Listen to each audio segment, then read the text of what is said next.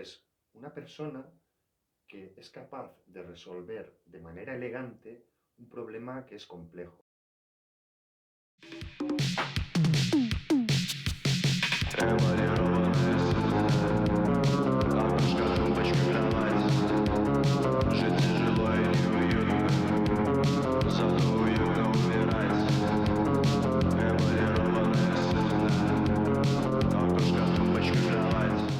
Para mí una de las mejores definiciones de hacker es una persona o personas que tienen la capacidad de resolver algo que es muy complejo de una manera elegante. Y elegante también es de una manera divertida. O sea, un hacker es alguien que abre un juguete y hace que ese juguete funcione de otra manera. Es alguien curioso, es alguien entusiasta, es alguien que tiene pasión. Entonces, muchas veces confundimos hacker con el que está delante de una computadora o quien se dedica solo a la ciberseguridad. Y no es así. Un hacker también puede ser un carpintero, así es como yo lo veo, ¿no? Un hacker es alguien que es entusiasta, que le da la vuelta a las cosas, que utiliza las cosas de una manera para la cual no fue diseñada y le saca un partido más eficiente o más divertido o más óptimo. Es decir, puede ser que haya gente que esté haciendo pentesting y que no sea un hacker, pero también puede ser que haya gente que no ha hecho nunca un pentesting, pero que sean hackers, ¿no? O sea, un hacker al final es una forma de ver la vida. Un hacker, si se rompe la caldera, no llama enseguida para que se la arreglen, intenta arreglarla. Un hacker se fija en algo y saca de ello todo el partido. Ahora me voy a fijar en las plantas, pues me centro en ello y obtengo toda la información que pueda. Ahora me voy a fijar en los minerales. Ahora me voy a fijar en cómo hackear un WordPress. Ahora me voy a fijar en lo que sea. O sea, un hacker es esa persona entusiasta, con ganas de aprender y tal, que va muy de la mano de un científico. O sea, un hacker es un científico también, un técnico, un científico, porque conserva ese niño interior del querer saber más.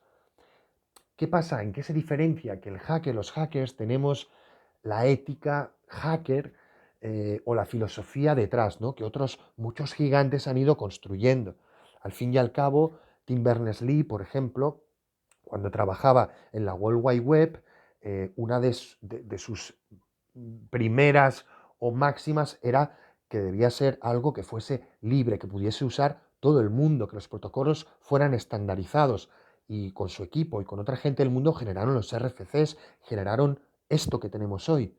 Y gracias a que esos arquitectos y arquitectas hicieron en su ética que esto fuese libre, pues podemos acceder de una manera mayoritariamente libre, aunque luego podríamos entrar en todos los debates sobre dónde vienen los recursos, las materias raras, digamos el coltán, etcétera, etcétera, cómo se extrae todos los recursos y todo lo que eso supone para las personas, para la vida laboral y para el planeta. Pero más allá de eso, esa ética se ha ido generando y la ética del hacker muchas veces es muy diferente a la de un científico.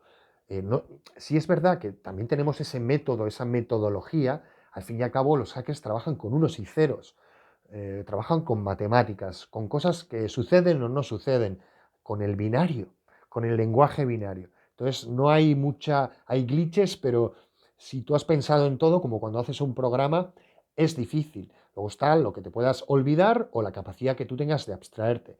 Por eso las IAs tienen tanto potencial, porque son máquinas lógicas que van cerrando todos los agujeros que se nos ocurren. Y en realidad es un espejismo. En algún momento consideraremos que son cuasi perfectas simplemente por el hecho de que ya no lleguemos a distinguir cuáles son sus fallos y sus agujeros, pero entre ellas seguirán evolucionando.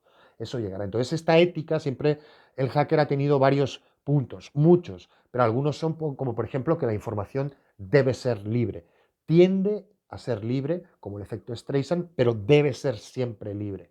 O que las licencias, que el software, que el hardware, que todo lo posible debe ser libre, debe llegar a todo el mundo. También que el cifrado, las matemáticas, es la mejor herramienta para defenderse. En un lado están los que tienen la fuerza, en el otro están los que tienen la inteligencia. Un hacker sabe que puede enfrentarse a ejércitos por sí solo, porque el campo en el que lucha no es en el campo de lo físico, es en el campo de lo virtual, es en el campo de la semántica. es en el campo del cognis, de la tecnoesfera, y ahí puede medirse con los dragones que quiera. Por eso hay muchas diferentes maneras de enfocar qué es un hacker o qué no es un hacker. Un hacker no es aquel que usa las cosas sin saber cómo funcionan. Un hacker no es aquel que se autoetiqueta como hacker y no lo demuestra con sus papers, con sus palabras, con sus acciones. Al fin y al cabo, todos estos matices los vemos muy remezclados, los vemos muy maquiavélicamente cambiados en los titulares. Al final, la prensa, desde sus principios, aunque ha habido algunos periodistas que se han interesado más o menos en la figura de los hackers o de los grupos de hackers o de hacktivistas, generalmente solo nos cuentan noticias cuando hay robos, cuando se liquean cosas, cuando se filtran, etcétera. Pero no nos cuentan cuando un hacker protege un hospital, cuando un hacker ayuda a la gente a ser más libre, cuando un hacker coge todo el conocimiento que hay de papers científicos y crea Sci-Hub para que todo el mundo pueda acceder a papers científicos de manera gratuita, cuando un hacker crea el emule. No nos hablan de todo eso, eso no vende, ¿no? Vende más el hacker malo, malicioso, con capucha, tapado, etcétera, etcétera. Y se puede uno tapar porque debe protegerse, pero al final el corazón es libre. Es un poco lo que decían los anónimos, ¿no? La máscara no es para protegerme a mí, es para proteger a la gente que me rodea. Es para proteger mis ideas. Mis ideas no son a prueba de balas, mis ideas fluyen. Entonces, por eso esa información debe ser libre. Otra segunda o tercera, en este caso, doctrina ética del hacking es que la información debe fluir, debe distribuirse, no se puede acumular. La acumulación corrompe, ya nos lo decían las escuelas anarquistas. Entonces, la información debe distribuirse y fluir. La información debe quedarse en diferentes partes y en diferentes lugares y duplicarse. Si vemos, por ejemplo, la estrategia que tiene la naturaleza, es muy curioso. En el propio cuerpo humano hay una copia de mi DNA en cada célula, del mismo. ¿Cómo es posible? Podían haber distribuido y haber dicho, bueno, pues aquí tienes una parte, aquí otra y tal. Sin embargo, la naturaleza, en muchas de las estrategias de evolución, prefiere duplicar información, porque así si falla una, se puede eliminar o hay menos posibilidades de que desaparezca, porque la idea es proteger el ser, proteger la información. Por eso en cada célula tengo una copia exacta de todo mi ser. Pues Internet puede ser de muchas maneras y esa es una de las que proponemos los hackers, la manera distribuida y federada. Y sin embargo ahora vivimos, aunque es un Internet pragmáticamente distribuida, no lo es del todo, no lo es. El algoritmo de Dijkstra que genera o que maneja por qué cables submarinos y por qué routers o data centers pasan la información cuando hacemos una búsqueda determina mucho. Y luego están las legislaciones y cada país. Es decir, si yo quiero visitar una página en Francia, es curioso que tenga que viajar primero a Estados Unidos, cuando Francia puede estar más o menos cerca de mi posición, si estoy en Europa. Todo eso está maquiavélicamente modificado. Por eso debemos tener en cuenta todas las capas ISO que tiene la información, etcétera, y sumar a las que cuando yo estudié, por ejemplo, pues la capa más semántica y esta tecnoesfera, ¿no? O basurosfera, que llaman en otros ámbitos, ¿no? Más ecologistas o más críticos con todo lo que está generando esta tecnología, ¿no? Yo no soy tan radical en ese sentido, yo sí creo que la tecnología nos mejora. Creo que el telescopio nos hace ver más lejos y el microscopio también. Creo que el Internet nos hace pensar más lejos y nos hace comunicarlos de una manera mucho más eficiente y efectiva si es que tenemos la voluntad y si sabemos usarlo, ¿no? Al fin y al cabo, todo poder conlleva una gran responsabilidad. Internet es una gran herramienta y tenemos la responsabilidad como humanidad de poder y saber usarla para el bien de todas las especies, del propio planeta y de los humanos en general, ¿no? Porque también se junta esa idea un poco de que lo han dado mucho estas redes sociales muy basadas en el perfil, de que el planeta es una especie de parque de atracciones, donde yo voy y me hago fotos y me divierto y salto y corro y hago lo que quiera, ¿no? Y se ha pasado de esa época más romántica de los años 60, donde venía la teoría de Gaia, ¿no? de que el planeta era un ser vivo, ahora es un parque de atracciones, ¿no? Ahora ves colas para hacerte fotos delante de lugares emblemáticos, etcétera, ¿no? Entonces, también se ha tergiversado, esa herramienta también puede ir en contra de la propia humanidad, puede distraerla, puede idiotizarla, puede hacer que el nivel del cociente intelectual de las siguientes generaciones baje, que la alfabetización descenda, que la gente no sepa leer cosas largas o profundas, sino lateralmente y sin retenciones, etcétera. Es un arma de doble filo, es una herramienta. Por eso considero que las herramientas son muy importantes y no debemos dejar de vigilar cómo evolucionan, como tampoco debemos demonizarlas directamente. Al fin y al cabo, la herramienta depende del uso que se dé. No importa quién la construya o para qué la construya, sino el uso que se dé.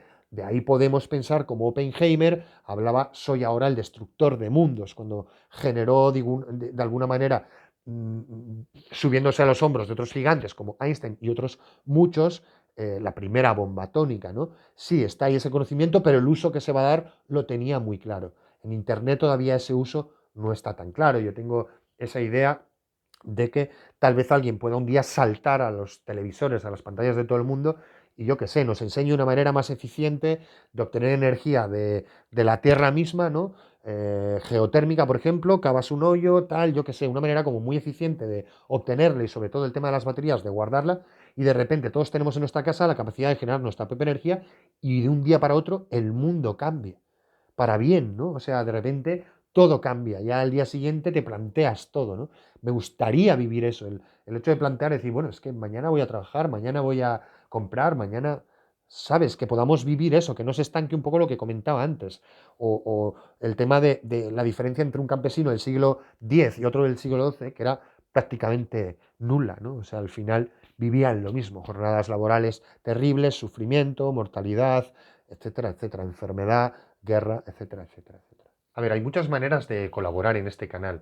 Suscribirte y darle al like, los clásicos, sobre todo al principio, para que podamos también engañar al algoritmo, para poder coger buena masa crítica. Entonces, si podéis suscribiros, pero también podéis colaborar, pues viniendo como invitados, haciendo alguna entrevista, escribiendo comentarios interesantes, comentarios saludables, crear una comunidad que se ayude, que sea un ejemplo, que pueda lidiar también con los troletes que se puedan colar. También enviando vuestras preguntas de temas concretos que queráis hablar, o escribiendo feedback, o conectando con otra gente que esté creando contenido, que sea interesante.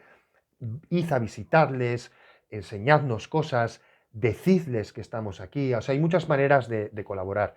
Lo que vamos a hacer va a ser dejar un correo por aquí y cualquier cosa que queráis comentar, pues bienvenida sea, ¿no? Y un poco hasta aquí. Este primer capítulo es esto, es haber visto qué es lo que queremos hacer y cómo, y ir aprendiendo un poco, ir cogiendo un poco de ritmo y de cinética para que las cosas pues vayan mejorando, para que la calidad del vídeo sea mejor, para que no haya coletillas, etcétera, etcétera. Entonces, no seáis demasiado malignos con esta primera conexión, y espero que hayáis disfrutado, que estéis ahí en el siguiente. En el siguiente ya nos vamos a meter directamente con temas y con harinas técnicas y con alguna otra noticia que sea interesante. Y nada, es un placer estar aquí. Veremos dónde nos lleva este periplo, veremos dónde nos lleva este barco. Espero que lo disfrutéis tanto como lo estoy disfrutando yo.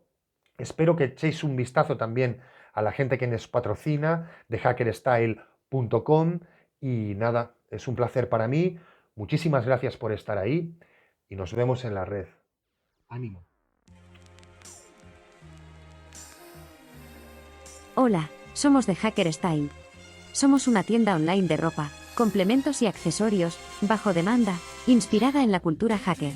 Estamos aquí para ayudarte a encontrar una imagen personalizada y exclusiva, ofreciéndote una amplia selección de productos de calidad, con principios éticos, fabricación sostenible, diseños innovadores, tecnología integrada y muchas cosas más. Además, queremos proponerte un reto de hacking.